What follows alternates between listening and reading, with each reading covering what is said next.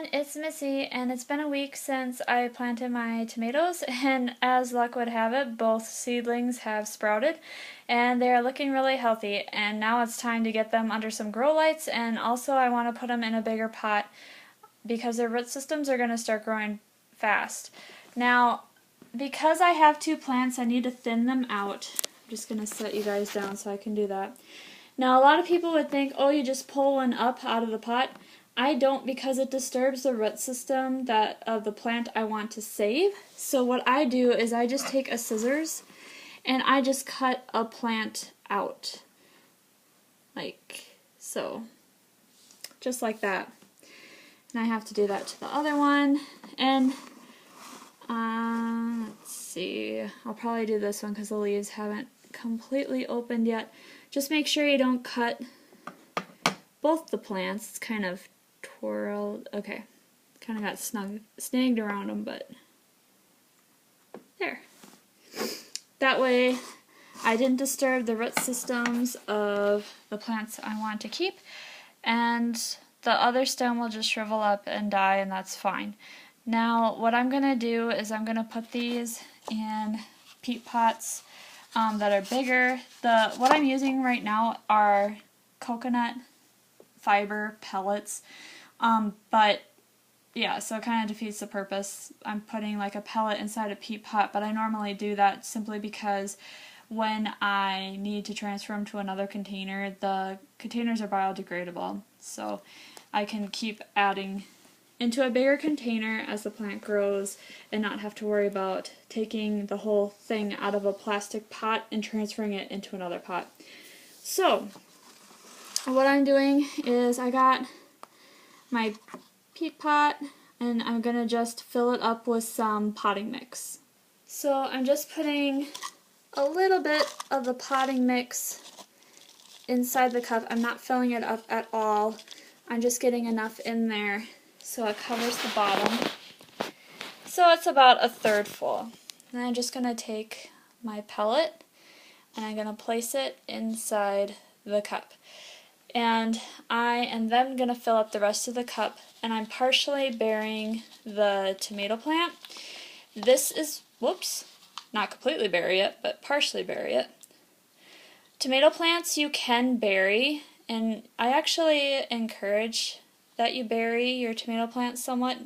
Don't bury the leaves, but bury the stem, and this will help the tomato plant actually grow more roots, and it will help stabilize the plant and make it stronger and healthier in the long run, which is what we want to do, especially when they're going to be outside in the wind, but this won't be inside, so won't have to bury it too much. So I'm just packing down the soil,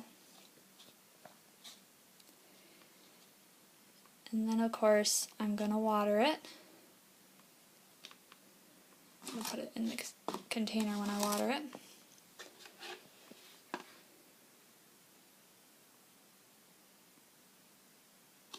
Just want to get enough so all the soil is soaked.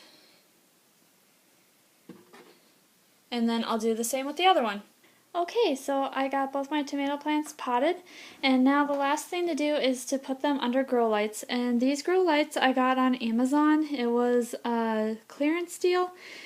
I'll move it so that way you can see the brand. It's, my camera's not focusing. Huh. I don't know why it's not focusing, but it's Muizlux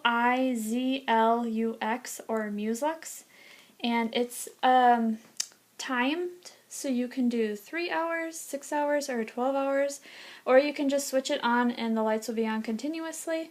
There's a dimming feature as well, and then you can also just turn one stem on or the second, because there's two lights. These are LED and they're only blue and red lights. They're not white lights. So you have to have your plants by a window or something so that way they get the natural white light. The discs are hollow in the center, so that's how the white light can penetrate through. And so I just space these are flexible, so I can just space them 1 to 2 inches above the plant, like so. And then I'm just going to turn it on. Alright, and there is the light. So it kind of has this purplish glow to it. And so it'll be interesting to see how these grow lights work. I got them fairly cheap, so I don't know, but they had really good reviews, so we'll see. And like I said, I just put it on, right now I'm putting it on the 12-hour timer. And that's during the day. So it goes from 6 a.m. to 6 p.m. where I'm at. And it's just supposed to supplement the white light that it's getting. And what I like is if you keep them this, you want to keep the light as close to the plant as possible. You don't want to burn the plant, but you want it to, you know, not grow leggy. They'll grow really tall and spindly if they don't have proper lighting, and you don't want that. So we'll see how they do. Otherwise, if you're growing tomatoes along with me, I just recommend that you check and make sure that the soil is moist. So I do a finger test where I take my finger and I stick it in up to my first knuckle. If it's moist, then I don't water it. If it's dry, then I water it, and I just check it once a day. Generally, I have to water it more frequently this time of year because my house is drier, but it may vary. If you have a humidifier in your room, you probably won't have to water as often as me.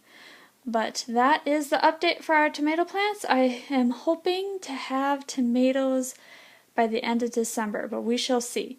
If you have any questions, please let me know. Thanks for watching, everyone. Bye.